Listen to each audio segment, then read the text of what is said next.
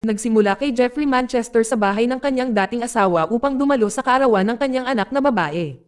Nakaramdam si Jeffrey ng matinding kalungkutan nang marinig niya ang kanyang anak na humihingi ng bisikleta bilang regalo. Kalungkot, hindi niya ito kayang bayaran, kaya ang maibibigay lang niya sa kanya ay isang gamit ng laruan na maingat na binalot para magmukhang bago. Para sa maraming tao, ang pagbili ng bisikleta ay hindi magiging malaking bagay. Pero para kay Jeffrey, malayong-malayo iyon. Halos hindi niya maisip ang mga pangalawang pangangailangan dahil kahit ang pang-araw-araw na pagkain ay kailangan niyang magtrabaho ng paisa-isa para lang mabuhay. Nang makita kung gaano kahirap ang buhay ni Jeffrey, nakaramdam ng habag ang kanyang matalik na kaibigang si Steve at sinubukang bigyan siya ng ilang payo. Parehong naging veterano ang dalawang lalaki sa murang edad. Ngunit pinili ni Steve ang mas madilim na landas. Nagtatrabaho siya bilang broker para sa mga pekeng pasaporte. Kahit hindi niya kailanman niyaya si Jeffrey na sumama sa kanya, halatang naiinis si Steve na patuloy na itinatago ni Jeffrey ang tunay niyang talento. Sa pagkakaalam ni Steve, si Jeffrey ay lubos na mahusay sa pagmamatsyag at pagmamasid. Ang hindi matatag na kita ni Jeffrey ang dahilan kung bakit nagsampa ng diborsyo ang kanyang asawa ilang taon na ang nakalilipas at kinuha ang buong kustodiya ng kanilang 3 anak. Ginawa niya iyon para protektahan ang kanilang kinabukasan. Pagkatapos ng diborsyo, bumalik siya sa bahay ng kanyang mga magulang at pinalaki ang mga bata sa tulong ng kanyang pamilya. Matapos makasama ang kanyang anak na babae, napansin ni Jeffrey ang isang construction worker na umaakyat sa bubong ng McDonald's para magkumpuni. Pinaalalahanan siya ng sandaling iyon ng mga salita ni Steve tungkol sa kanyang mga nakatagong kakayahan. Dahil sa kuryosidad sa kung ano ang maaaring kaya niyang gawin, maingat na pinag-aralan ni Jeffrey ang mga gawain sa tindahan. Binabantayan niya ang mga pagpapalit ng shift ng empleyado, paghahatid ng pera, mga posisyon sa CCTV, at mga blind spot. Sa kalaunan, mga gabing dumarating. Matapos ang halos 1 buwan ng maingat na pagmamasid, sa wakas ay naisakatuparan na ni Jeffrey ang kanyang plano. Umakyat siya sa bubong at pumasok sa pamamagitan ng butas na may ventilasyon. Pagdating ng mga empleyado at pagsisimulang maghanda para sa trabaho, naroon na si Jeffrey, sinasalubong sila na may hawak na baril. Nilinaw niya na walang masasaktan basta't sila ay nagtutulungan. Isa-isa, inatasan ang mga empleyado na ilagay sa walk-in freezer. Nang makalimutan ng manager na magdala ng jacket, nalungkot si Jeffrey at binigyan siya nito ng sarili niyang mainit na jacket. Sa mga kadahilan ng tanging si Jeffrey lamang ang nakakaintindi, hindi siya agad umalis pagkatapos kunin ang pera. Sa halip, mahinahon siyang tumawag sa 911 at iniulat mismo ang pagnanakaw. Tapat pa niyang ipinaliwanag na ikinulong ng magnanakaw ang mga empleyado sa loob ng freezer para mailigtas sila agad ng mga serbisyong pang-emerhensya. Sa sumunod na 2 taon, patuloy na nagnanakaw si Jeffrey gamit ang parehong paraan na umabot sa mahigit 40 na tindahan sa kabuuan. Kalaunan ay binigyan siya ng media at mga tagapagpatupad ng batas ng palayaw na roofman. Sa panahong iyon, nahirapan ang mga pulis na mahuli siya, pangunahin na dahil wala siyang iniiwang anumang ebidensya. Si Roofman ay hindi lamang kilala sa pagiging mahirap hulihin, kundi pati na rin sa pagiging kakaibang naiiba sa ibang mga kriminal.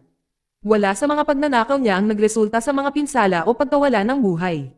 Inaamin pa nga ng ilang saksi na hindi pa sila nakakatagpo ng kriminal na kasing galang ni Jeffrey dahil lagi nitong sinisigurong binibigyan ang kanyang mga biktima ng mainit na jacket. Habang nanonood ng balita, nagsimulang maghinala si Steve sa ikinikilos ni Jeffrey. Lalo na matapos ilarawan ng mga pulis si Roofman bilang may matipunong pangangatawan at tamang-tama ang tangkad. Dahil ayaw niyang mabunyag ang kanyang pabalat, mabilis na pinatay ni Jeffrey ang telebisyon at inimbitahan si Steve na ipagdiwang ang kaarawan ng kanyang anak. Dahil sa perang nalikom niya mula sa mga pagnanakaw, sa wakas ay nakabili si Jeffrey ng isang marangyang bahay at nahikayat ang kanyang dating asawa na bumalik sa kanya. Ito ang buhay na matagal na niyang pinapangarap. Sa kaarawan ng kanyang anak na babae, sa wakas ay naibigay na niya rito ang bisikleta na matagal na nitong pinapangarap. Sa kasamaang palad, ang kaligayahan ay hindi nagtatagal. Kalaunan ay nakilala ng mga pulis ang roofman bilang si Jeffrey at mabilis itong inaresto.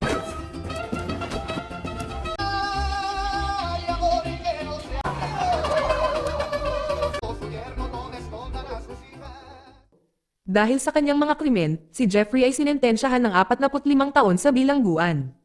Pagkatapos ng ilang buwan ng mabuting pag-uugali, itinalaga ng mga opisyal ng bilangguan si Jeffrey upang magtrabaho kasama ang mga katulad niyang asset sa bilangguan. Isang araw, habang tinutulungan ang isang driver ng bilangguan na suriin ang problema sa tagas ng langis ng makina, biglang nakaisip si Jeffrey ng isang ideya para makatakas. Muli, umaasa siya sa kanyang kakayahan sa pagmamasid. Maingat niyang pinag-aaralan ang schedule ng mga delivery truck, ang mga oras ng pahinga ng mga driver, ang mga gate guard na laging gumagamit ng salamin para mag-inspeksyon sa ilalim ng mga sasakyan, at gumagawa pa nga ng malapad na metal plate para itago ang kanyang katawan sa ilalim ng truck. Sa isang punto, sa wakas ay bumalik ang delivery truck sa bilangguan upang kumuha ng mga supply. Matapos may karga ang lahat at may lock ang mga pinto sa likod, hinintay ni Jeffrey na paandarin ng driver ang makina, pagkatapos ay mabilis na idinikit ang metal plate sa ilalim ng chassis ng truck. Isang huling balakid ang natitira. Regular na sinusuri ng gwardya ng gate ang ilalim ng sasakyan gamit ang salamin. Natarante si Jeffrey nang mapagtanto niyang medyo masyadong maikli ang plate na ginawa niya at halos malantad ang kanyang katawan. Sa pamamagitan ng bahagyang pagyuko ng kanyang ulo, nagawa niyang lokohin ang mga gwardya at nakalusot ng hindi napapansin. Pagkatapos ng ilang oras sa kalsada, biglang huminto ang truck, nang huminto ang driver para umihi. Nang maramdaman ang perpektong pagkakataon, tahimik na lumabas si Jeffrey mula sa ilalim ng sasakyan at nagtago sa loob ng kagubatan.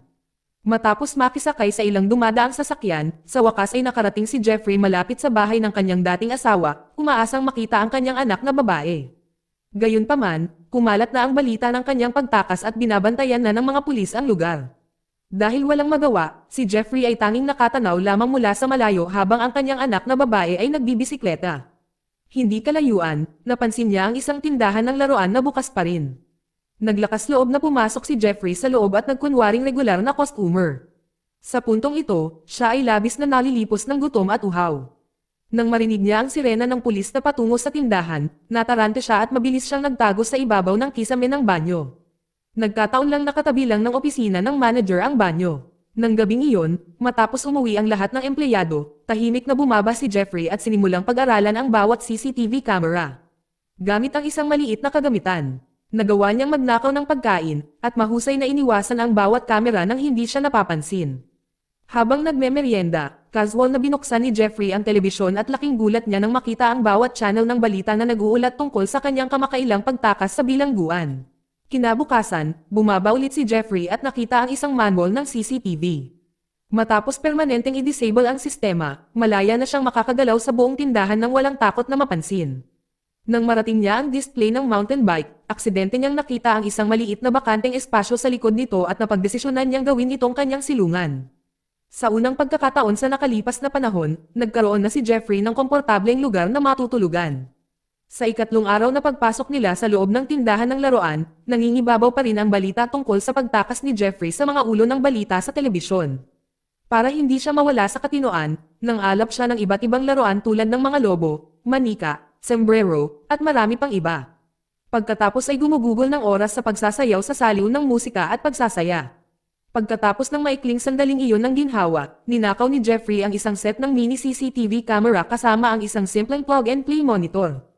Ito ang nagbigay sa kanya ng ideya na maglagay ng mga karagdagang kamera sa bawat blind spot, kabilang ang isa sa loob ng opisina ng manager. Isang araw, habang pinapanood ang mga CCTV feed, nakita ni Jeffrey ang may-ari ng tindahan na si Scott, na nakatanggap ng reklamo mula sa isang empleyadong nagngangalang Lee. Nababahala siya sa kanyang schedule sa trabaho, kaya wala siyang mga araw na pahinga. Mabilis siyang pinatahimik ni Scott, iginiit na ang mga patakaran ay mga patakaran lamang at dapat sundin. Sa pamamagitan ng screen ng CCTV, napansin din ni Jeffrey ang password na itinatype ni Scott sa kanyang computer at agad niya itong isinaulo.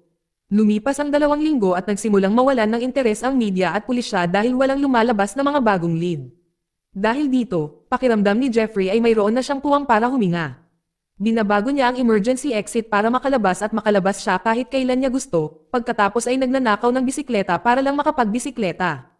Pagdating niya sa isang pampublikong telepono, si Steve ang unang tinawagan ni Jeffrey. Dahil ang kasintahan ni Steve ang sumagot, nag-iwan si Jeffrey ng mensahe na nagsasabing bibisita siya sa lalong madaling panahon. Dahil sa kagustuhan niyang malaman ang kalagayan ng kanyang pamilya, tumawag siya muli para lang marinig ang boses ng kanyang anak. Sa halip, pinutol siya ng kanyang dating asawa, sinabihan siyang tuluyan na siyang nakalimutan ng mga ito. Tumama ng malakas kay Jeffrey ang mga salitang iyon at iniwan siyang lubos na nanginginig. Bandang tanghali, nagising si Jeffrey dahil sa ingay na nagmumula sa CCTV. Nakikita niya si Scott na tumatangging mag-donate ng mga laruan sa isang ampunan ng mga bata. Bukod sa kanyang trabaho sa tindahan, pinagkakatiwalaan din si Lee ng isang pari at ng direktor ng ampunan na pamunuan ang isang kampanya sa pangangalap ng pondo. Kahit puno ng mga gamit ng laruan ang bodega, tumatanggi pa rin si Scott na magbigay ng kahit ano. Dahil sa inis sa kawalan ng habag ni Scott, pumasok si Jeffrey sa bodega at kumuha ng isang malaking bag ng mga laruan. Pagdating niya sa simbahan, naroon na ang ilang mga donor, kabilang si Lee, na nakikibahagi sa isang panggrupong panalangin. Dahil hindi na siya pinag-uusapan ng media, nakakaramdam si Jeffrey ng sapat na kaligtasan upang gumalaw at makipagkita sa mga tao ng hayagan. Pagkatapos ng pagtitipon at kainan, ipinakilala ng mga organizer si Jeffrey kay Lee at sa iba pang miyembro ng pangkat ng pangangalap ng pondo. Inaangkin ni Jeffrey na siya ay isang ahente ng gobyerno na kamakailan lamang ay inilipat sa lugar. Bilang isang bagong dating na maaaring mga ilangan ng kaibigan, magiliw siyang inanyayahan ni Lee na gumugol ng ilang oras na magkasama. Kinabukasan, habang naglalakad sila sa isang parke, inamin ni Jeffrey na kamakailan lang siyang diborsyado at may 3 anak.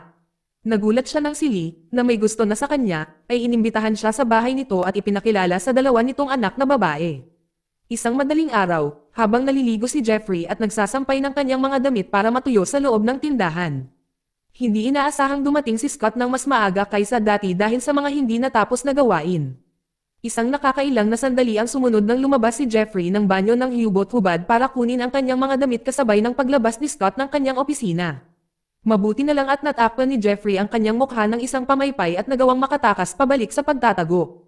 Gayunpaman, ang insidente ay muling nagdulot ng pag-usbong sa kaso ng kanyang pagtakas.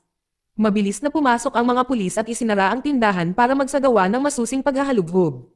Nang mapagtanto na malapit ng maguno ang mga bagay-bagay, humingi ng tulong si Jeffrey kay Steve sa paggawa ng pekeng pasaporte. Para magawa iyon, kailangan niyang maghanda ng $50,000 na cash. Habang pauwi, habang nahihirapang malaman kung paano makakakuha ng ganoong kalaking pera, napansin ni Jeffrey ang isang tindahan ng baril na malayo sa mga mataong lugar. Dahil pakiramdam niya ay wala na siyang ibang pagpipilian, bumalik siya sa dati niyang pagkakakilanlan bilang roofman at matagumpay na nakawin ang ilang armas bilang paghahanda sa isa na namang pagnanakaw. Sa pagkakataong ito, ang pake niya ay ang mismong tindahan ng laruan kung saan siya nagtatago. Dahil alam na alam ang schedule at gawain ng bawat empleyado, hindi mahirap para kay Jeffrey na magnakaw sa tindahan ng madaling araw. Dala ang mga ninakaw na armas, pumasok siya sa tindahan at sinimulang pagbantaan ang mga empleyado. Nakasuot ng itim na ski mask, inutusan ni Jeffrey si Scott na itali ang lahat ng mga manggagawa. Nang tumangging makipagtulungan ang gwardya, hinabagsak siya ni Jeffrey at kinaladkad si Scott papunta sa vault room para kunin ang lahat ng pera. Nang paalis na sana siya, nagmakaawa kay Jeffrey ang isang empleyado na tumawag ng ambulansya matapos mapagtantong hindi pa rin nagkakamalay ang security guard. Dahil sa kanyang likas na ugali, pumunta si Jeffrey sa isang phone booth at humingi ng tulong medikal. Nagulat siya nang mahuli siya ni Lee at makita siya. Kilalaman niya ito ng lubusan o hindi, sa sandaling matapos ang tawag. Mabilis na umalis si Jeffrey dala ang lahat ng pera. Nang gamabi na, muling nagkita si Jeffrey at iniabot ang perang hinihingi. Matapos makumplito ang pekeng pagkakakilanlan, kasama ang kanyang bagong pagbabalat kayo, nagpaalam si Jeffrey kina Steve at sa kasintahan ni Steve. Hiniling din niya sa kanila na ipaabot ang kanyang pagbati sa kanyang dating asawa at sa 3 anak nito. Pagdating ni Jeffrey sa hangganan, biglang tumawag si Lee para ipaalala sa kanya ang isang maliit na pagdiriwang para sa kaibigan nito ng hapong iyon. Gusto rin ng mga bata na naroon si Jeffrey. Sa sandaling iyon, nahihirapan siyang magdesisyon sa pagitan ng pag-alis ng walang palm o pagbabalik sa huling pagkakataon. Nang magpasya siyang bumalik at kumatok sa pinto, hindi si Lee ang sumalubong sa kanya, kundi ang mga pulis na kanina pa naghihintay sa kanya. Ang pananambang ay resulta ng pagkakasangkot ni Lee. Dahil nakilala niya ang mukha ni Jeffrey noong insidente sa tindahan noong nakaraang araw, at ayaw niyang malugmok pa sa mas mabibigat na krimen si Jeffrey, gumawa si Lee ng isang masakit ngunit matapang na desisyon na iulat ito sa mga awtoridad.